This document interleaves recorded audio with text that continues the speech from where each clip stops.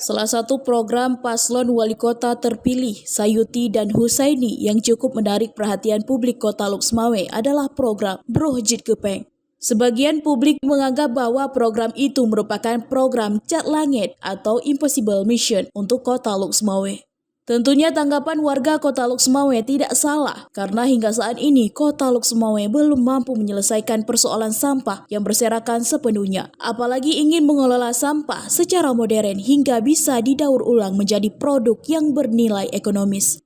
Pakar Sektor Ekonomi Publik Akademisi dari Politeknik Negeri Lok Sumawe, Dr. Indra Wijaya menganggap bahwa program Broh Jit Gepeng itu sangat logis. Tentunya jika didukung dengan pendanaan yang memadai dan pengadaan peralatan dan mesin pengelolaan yang sesuai spesifikasi, serta didukung oleh operator lapangan, maka tidak mustahil Broh Jit Gepeng itu bisa direalisasikan dengan berbagai produk turunan yang bernilai ekonomis. Berikut pernyataan lengkap dari Dr. Indra Wijaya. Nah, berangkat dari keprihatinan itu, sampah itu harus menjadi sesuatu yang kita jadikan perhatian bersama.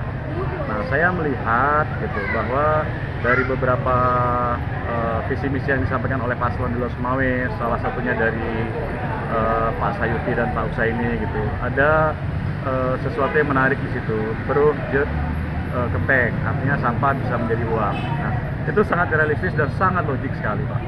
Kenapa? Nah, hasil pendalaman kita turun di lapangan, saya gitu selaku ada salah satu program yang kita berhasil peroleh dengan dana dari Pendidikan dari kementerian kami, lalu juga ada kontribusi dari Pemda gitu. Nah, hasil survei asesmen kita di lapangan dengan beberapa kali FGD gitu, pada akhirnya yang disampaikan oleh Pak Sayuti itu menurut kami bisa dilakukan dan logik. Saya pikir dari hasil asesmen terhadap karakteristik sampah yang ada di Lok Sumawe gitu, lalu kita akan dapat produk-produk apa saja. Itu tinggal disesuaikan dengan apa kemampuan Pemda. Kita paham Kota Lok Sumawe itu ruang fiskalnya terbatas, apalagi OPD itu juga hanya sebagai regulator dan sebagai operator, sehingga pengelolaan sampah ke depan ini seyogyanya menjadi sesuatu bisnis untuk di Lok Sumawe, apakah melalui Persirrodanya atau melalui joint venture kalau misalnya ternyata Persirroda yang ada di Lok Sumawe itu tidak mempunyai kecukupan modal gitu. Nah, ada beberapa hal yang penting di sini bahwa saya juga mengamatin gitu bahwa ada persoalan sampah yang kira-kira bahkan bisa membantu Lok Sumawe.